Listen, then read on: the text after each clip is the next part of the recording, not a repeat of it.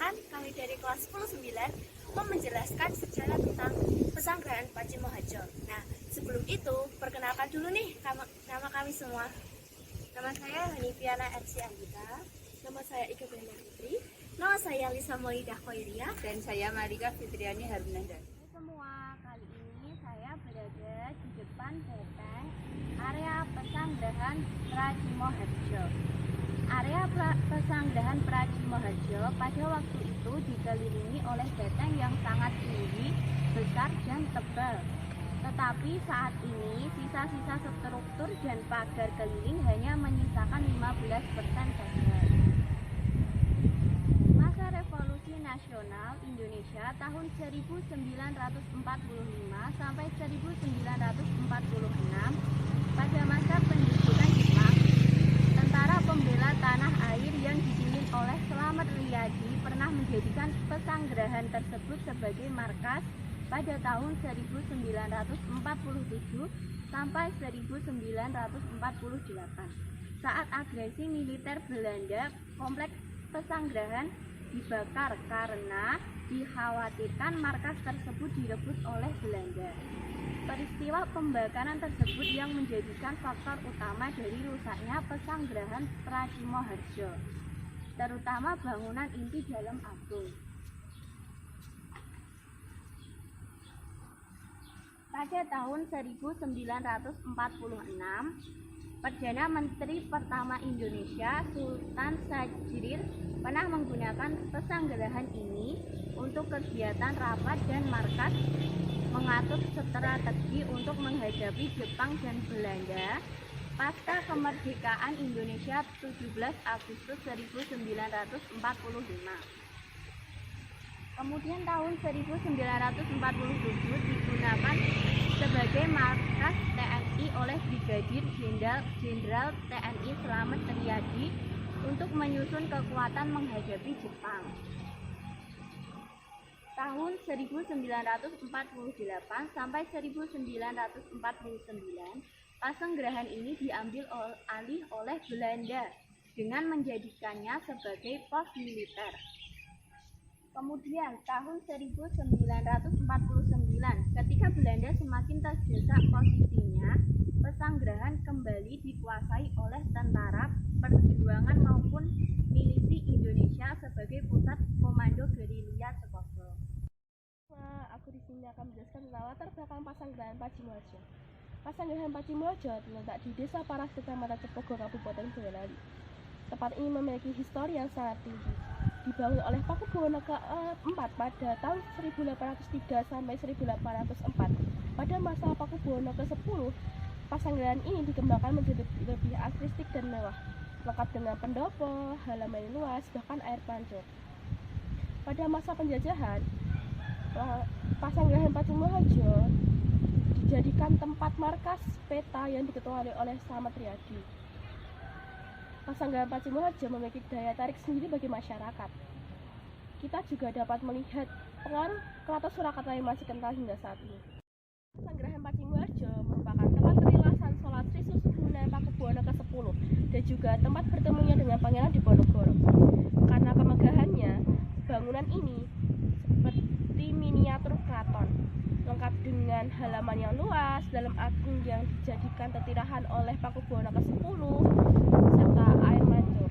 Tahun 1948, peta yang dipimpin oleh Slamet Riyadi pernah menjadikan pesanggrahan tersebut sebagai markas. Akan tetapi, agresi militer Belanda kompleks pesanggrahan tersebut direbut oleh Belanda.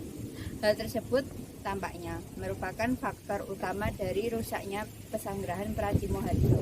Saat ini yang tersisa dari bangunan Pesanggrahan Pacimoharjo yaitu yang pertama Sanggar Pamerangan, yaitu berupa bangunan yang di dalamnya terdapat batu yang biasa digunakan oleh Pakubuwono ke-10 untuk sembahyang.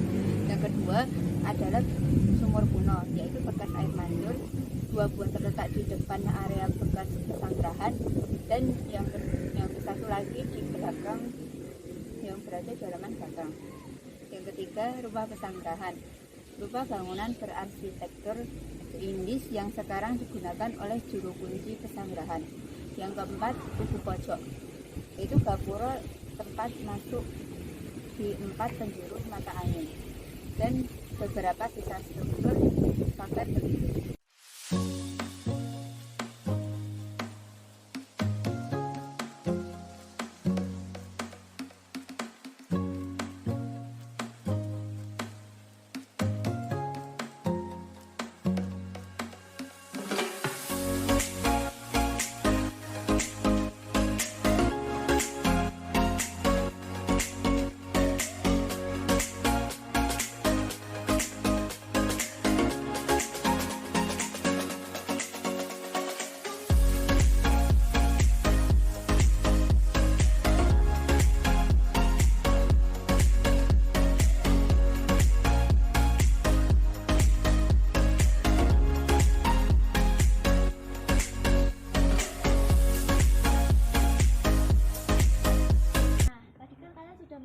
latar belakang tentang pesanggrahan Pacimaja.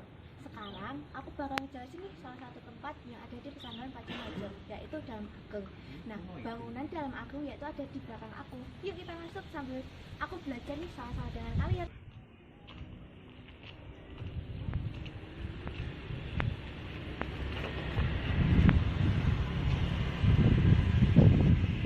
Oke, sekarang kita nih ada di area pesanggrahan, area Dalam Ageng. Nah, aku bakal ngejelasin nih sejarah tentang Dalam Ageng. Dalam Ageng terdiri dari pendopo dan rumah inti. Juga terdapat bangsal-bangsal. Bangunan yang saat ini berdiri merupakan bangunan baru yang dibangun oleh putra dari Pakubono XII, Ratu Wondasari, dan Gusti Pangeran Wirabumi. Sedangkan bangunan asli dari Dalam Ageng yang didirikan Pakubono X sudah dibakar pada era Perang Revolusi Indonesia tahun 1945 sampai 1949. Yuk masuk.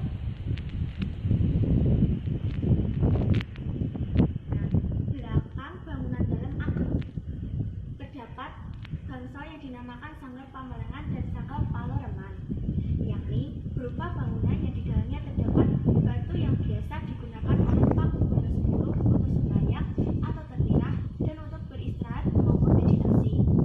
Jadi, Dalam Ageng ini merupakan rumah utama yang didiami oleh keluarga raja.